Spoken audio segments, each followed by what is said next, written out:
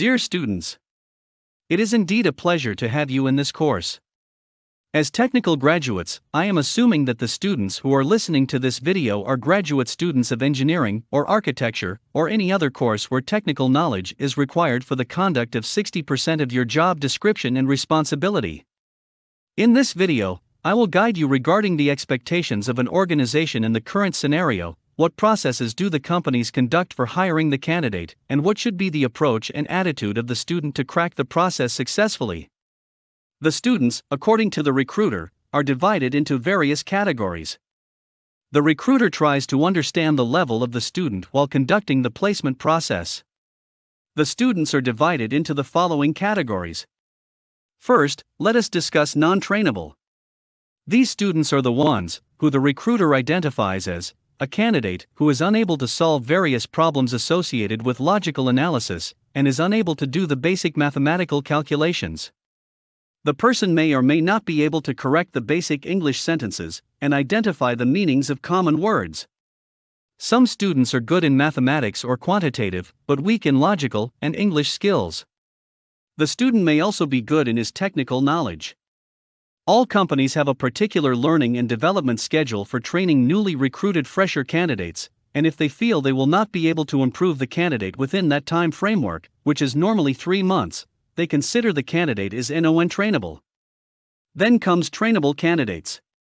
A student is considered trainable if he or she has relatively good logical, quantitative aptitude and English skills, and his subject fundamental knowledge is also average. In addition to this, the interviewing panel must feel that they will be able to make the student deployable after the scheduled training program. The learning aptitude and attitude of the candidate plays a major role in the selection process. Finally, all the companies are looking for deployable candidates. A student who is above average in all the aspects like logical, quantitative, English, and technical, and the recruiter feels that with minimal guidance, the person may be put on the project, is considered as deployable. They feel that the candidate would be able to work as a team, communicate with the clients, and do his duties under the guidance of a project manager.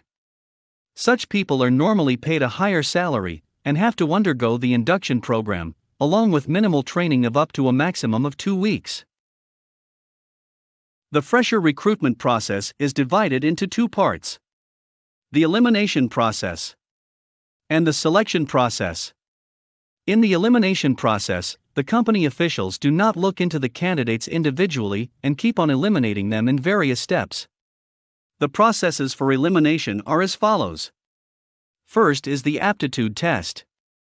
It comprises of logical abilities, quantitative abilities, and understanding of written English. It is so simple that we actually feel that any above-average students of Class 8 should be able to crack this process easily. This is because most of the questions are of the basic level, and the section-wise cutoff is such that any student with average intelligence should be able to clear the test. For bulk recruiters, the passing marks, section-wise, is about 65%. Some top-notch companies may even have the cutoff as high as 85%. After students are eliminated in the aptitude test, the balanced students have to face the technical test. This section contains the questions related to the technical knowledge required by the candidates to do his or her day-to-day duties. Sometimes, the questions are related to the fundamental knowledge of the subject, which is required by the company. The average passing marks are 60% for any normal company. For a top company, the requirement of marks may be 85% plus for clearing the process. The student who clears the technical test appears in group discussion. In this process, the company officials assess the confidence level of the students in communicating with fellow participants. They also check their ability to put forward their point, their assertiveness, and how do they counter the opposition. Then comes the written English test.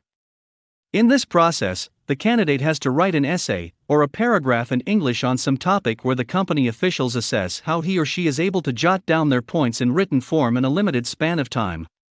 Until this point, the company people keep on eliminating candidates without interacting with them at an individual level. Now comes a point when the recruiter starts interacting with the candidate. The approach of the recruiter now changes to selecting the candidate until he or she makes a fatal mistake and is eliminated. This forms the selection process. The first step of the selection process is extempore speeches, or just a-minute sessions, popularly known as jam sessions. The recruiter asks the candidate to prepare a topic in 2 minutes and asks him to speak on it for 3 minutes. The basic objective of the recruiter is to reaffirm the communication skill level of the candidate.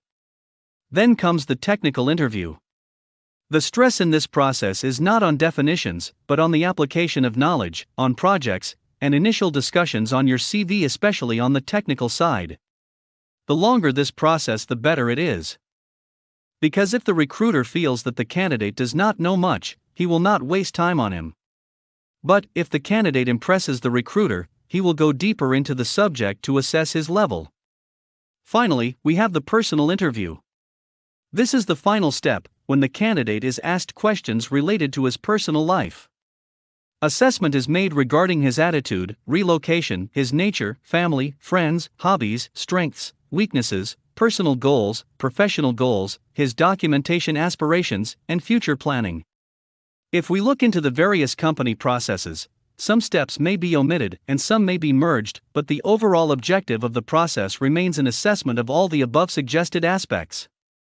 Suppose the number of students is less than, companies may omit group discussion, and the extempore speech may be replaced by introduction round in a group. Therefore, some processes may be changed depending upon the time and quantum of work. One must be ready for such deviations. All the best and happy learning.